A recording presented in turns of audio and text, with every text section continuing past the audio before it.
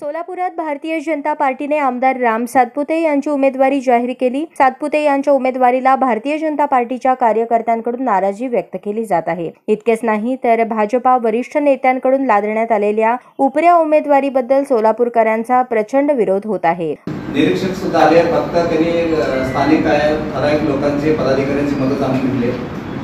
आम्हाला निरीक्षक सुद्धा एकाही उमेदवारांना विचारलं नाही, मला नाही विचारलं, बाकीचे तर पुढे 19 पैकी कोणाला विचारलं नाही। हे परस्पर निर्णय घेण्यात आला आहे। बरं, आम्ही घ्यायला काय हरकत नाही, आम्हाला एकदा सांगायला पाहिजे की बाबा रे तुम्ही सगळे एकत्र या, आपण सोलापूरचा उमेदवार आम्हाला शक्य नाही, तर ह्या सोलापूरचा विकास डेव्हलपमेंट स्थानिक हा माणूस राम सातपुते करू शकतो किंवा यांची जाणीव आहे, सोलापूरचे विषय मांडू शकतो लोकसभेमध्ये आणि तुम्हाला सोलापूरकरांच्या पैशाचं साधन निर्माण होतील, लोकांच्या युवा युवतीचं कामं होतील, असं आम्हाला थोडंफार विश्वास घ्यायला पाहिजे ना।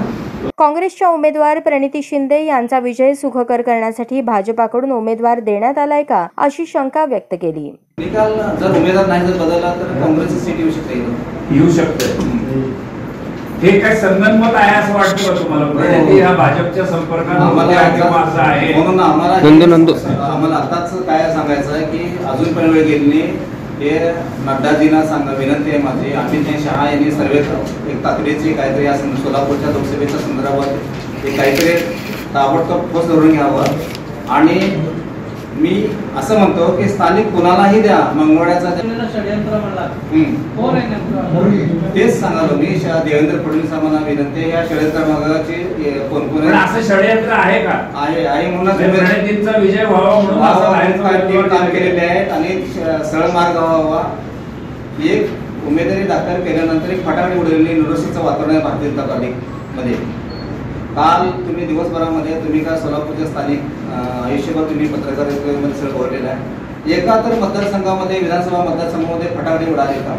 सोलापूर लोकसभा मतदारसंघाचा उमेदवार ठरवत असताना पक्षाचे नेते देवेंद्र फडणवीस यांना चुकीची माहिती देण्यात आली, त्यामुळे सोलापूरला उमेदवारी देताना उपरा उमेदवार दिला। सोलापूर लोकसभा मतदारसंघात भाजपाचा विजय निश्चित असताना उपऱ्या उमेदवाराने आता विजय मिळवणे कठीण झाले आहे।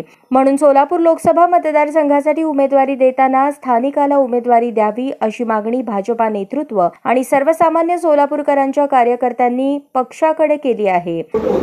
अर्ज पण होता आणि त्यांचं आम्हाला काय सांगत आलं पार्टीकडून की काय साहेब आमचं काय आहे का होईल का आमचं सोलापूरचं। आम्ही जेव्हा विचारलो स्थानिक केंद्रांना, दिल्ली भाजपच्या नेतृत्वांना विचारलो, त्यांच्याकडून काय उत्तर आलं?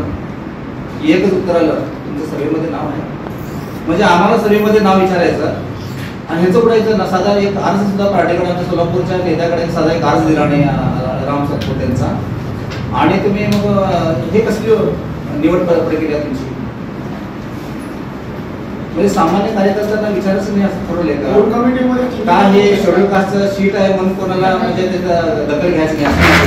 कसलं शीट आहे म्हणून? शेड्यूल कास्ट एससी शीट आहे म्हणून का आम्ही परस्पर करायचं असं ठरवलंय का काय? आणि ही सगळी यंत्रणा देवेंद्र फडणवीसांना सध्या पूर्ण यंत्रणा लोड आहे। महाराष्ट्राचे नेते एकच आहेत, त्यांना 48 लोकसभाचं पाहायचं आहे, 3 पक्षाचं बघायचं आहे। या सगळ्या काही गर्दीमध्ये त्यांना चुकीचा मेसेज गेलाय असं मला म्हणायचं आहे।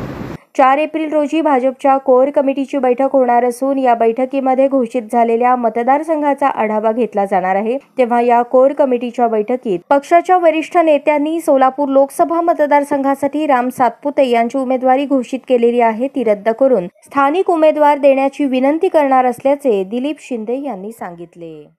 स्थानिक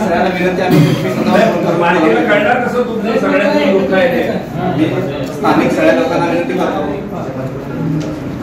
त्यांना मी आता काय सगळ्यांनाच म्हणजे विनंती करतो की आपण एकत्रित सोलापूरसाठी एखादा उमेदवार द्यायचं का, सगळे येतात का?